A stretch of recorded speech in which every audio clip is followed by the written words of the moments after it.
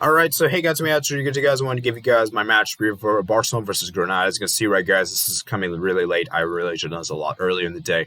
I was busy. I was watching the Champions League earlier today, and of course, I will be giving you guys my reaction to that on Friday. So stay tuned for that. Tomorrow we'll have your match review for this game. So let's go ahead and get started. So we're going to be reading some of the pre-match insights for this game, obviously, and then of course we'll talk about our opponents, Granada, see how they do in the league. Look at their players. They have key players for them, and then we'll look at injuries, and then I'll give you guys my starting 11. I'll also be doing it a little differently. I'm not going to be using that old, boring website. I know it's not really that. To me, it's decent, but it's not that great. And I decided to get a massive upgrade by using footheads.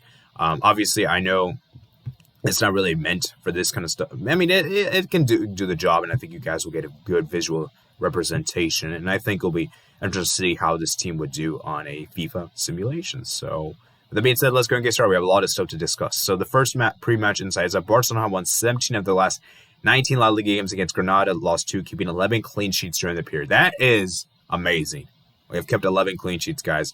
I think the 2 games I know we lost was against last season. I think we lost 2-0 at their own stadium. I don't remember the last game we lost other than that one, so that's the one I know. Barcelona won all 20 for their home La Liga games against Granada, their best 100% win ratio against a specific opponent on home soil. That is impeccable. That's amazing. I really hope we should be able to continue that tomorrow. Granada have conceded in each of the last 24 away La Liga games against Barcelona, 3.6 on average. Failing to score in 15 of those matches, including the last 6. Their last goal in Camp Nou, the competition came back on March 2012, 5-3. Wow, guys, that is incredible. So we should be able to keep a clean sheet tomorrow, right?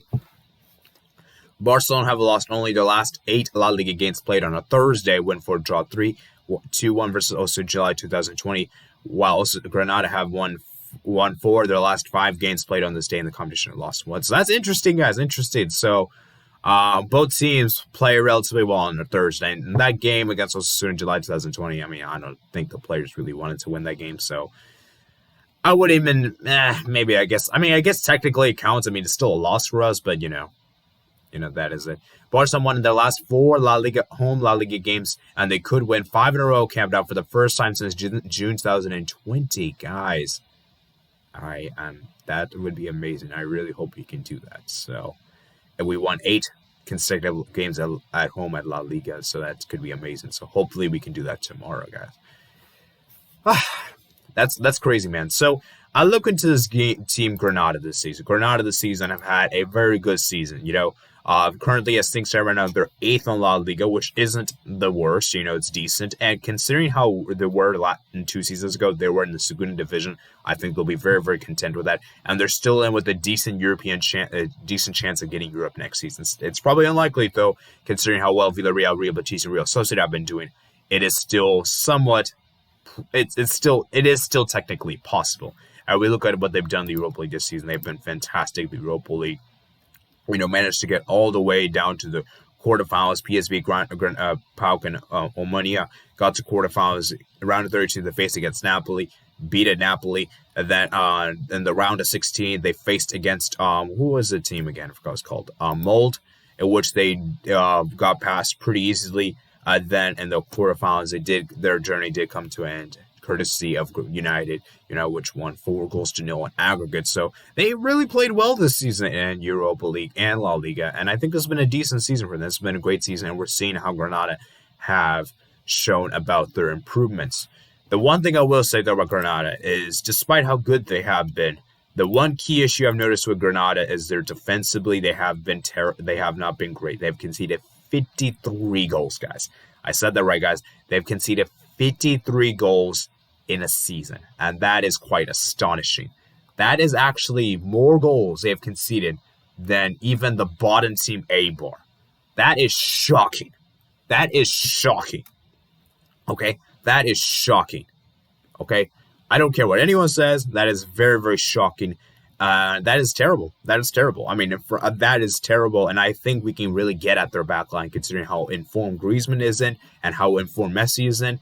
And how informed Alba and Dest have been as well. Actually, I don't think Dest really been informed, but Alba's been informed, and of course, De Jong as well. So I think we can really get into that back line. Of course, our key players to this game are going to be Luis Suarez, a player we got to keep an eye upon, not the other Suarez, This Suarez is still good, though. Roberto Soldado, a player we got to keep an eye on. He's been chipping in some goals. Kennedy, Yango Herrera, Darwin Machis. These are players to keep an eye on. And maybe Rui Silva, who has been very good for them in goal. So these are the 5 players, like 6 players I would keep an eye on potentially. Actually, 5. I'm not really counting Herrera. So these players I would keep an eye on. And as things stand with their injuries now, and is coming from Transfermarkt, according to Transfermarkt, only 1 player is currently injured, and that is Luis Milla. And the return date is unknown, so he will not be playing. Other than that, though, Granada will basically field. They're probably their strongest team possible, So that's good for them, obviously. And now for the predicted starting 11. Now, keep in mind, guys, this is what I'm predicting. This is not what I want. This is what I'm predicting. So keep that in mind, guys. If there is any changes I would make, I will let you guys know. So in goal, obviously, Ter Stegen will start. No questions whatsoever. Longley, Piqué, and Mingueza. Now, the reason why I don't have Mingueza on the game, Mingueza here, is because Mingueza doesn't have a card in the footheads, unfortunately. So hopefully in the next maybe next season, he'll be on there. Unfortunately, he is not there this season. Now, the one change I will put for the center backs is Piqué.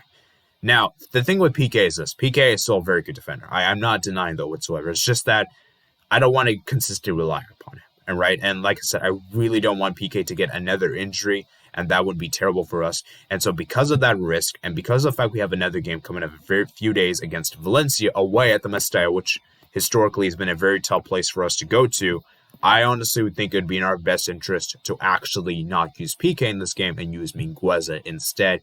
Use Araujo instead, because I think Araujo can give us experience. I think Araujo has been doing good. And yes, I've known at times that defensively he hasn't been on point. I know that penalty conceded against Getafe was a huge rookie mistake, and perhaps against Granada it might be a big mistake. At the end of the day, though, I still think he's young, and I still would love to give him some game time. And I just think that if the game is going very well for us, we could bring on Araujo. So I would love to start Araujo in this game. I would actually start Araujo in this game.